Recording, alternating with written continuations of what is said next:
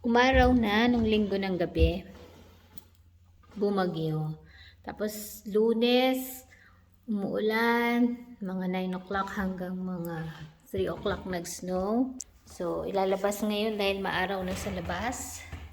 Ilalabas ko ang mga halaman para makakuha sila ng sunlight.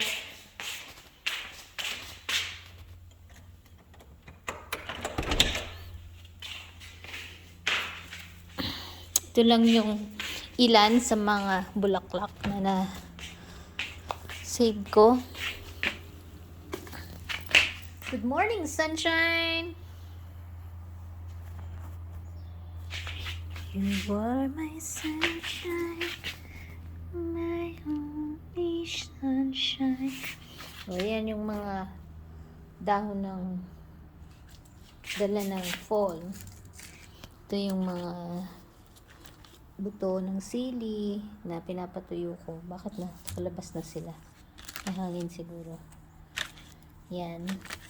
Pagtuyo yan sa next summer, next year, pwedeng itanim ni Ara.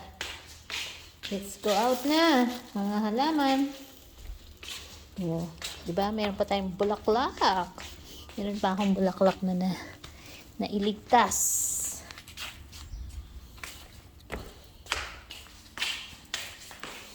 Ito maganda to eh, oh. Phlox. Kasi may mga tumubo ng maliliit. Ito, papatay na siya.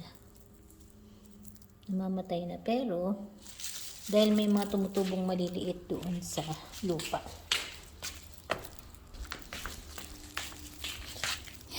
Ganito lang ang buhay dito. Pag may snow, tago sa loob ng bahay. Pag wala ng snow, labas na muli. Diba? Kailangan lang sayawan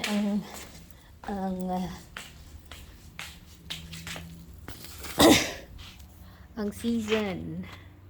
Ganda doon, no?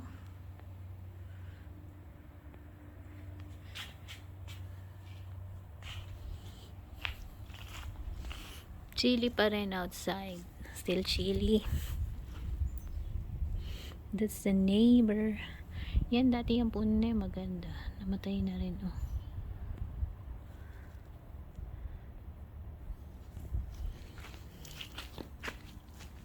Ito yung aking vat. Nagtanim ako dyan ng spring onion. Ito yung frozen. Ay, namatay na rin. Mukhang mamamatay na frozen na. Anyway, meron pa tayong na-save na spring onion. Kaya pinapasok ko ito paggabi. At lemongrass.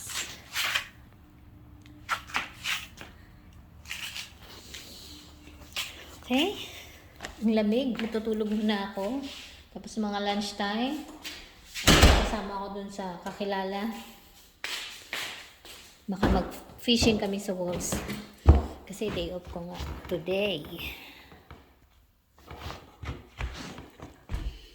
Tapos na ako magugas ng plato.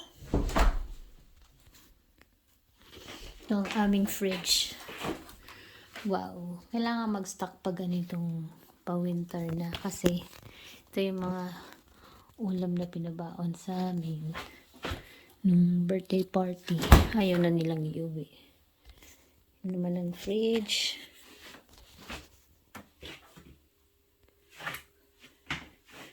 Dito kasi mata mahilig mag-panic buying. Basta may pambili. Tubig. Yan yung dalawang plastic ng apples. Yan, hindi namin alam kung anong gagawin dyan.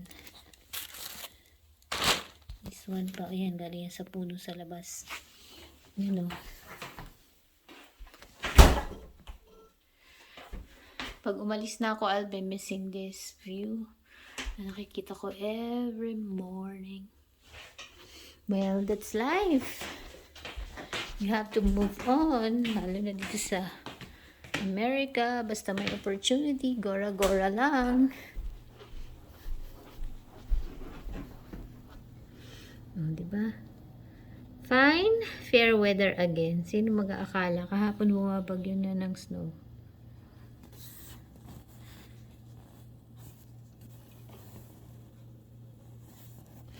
Itas natin para makita yung picture mo. Yan. Walang frame. I'll try to give you ng ibang view naman na makikita pero walang mga syudad dito. Tulad ng mga building na matataas. Wala. Okay? Itong aking bed. Parang pag ganitong masyadong malamig. Sleepy mode ka palagi.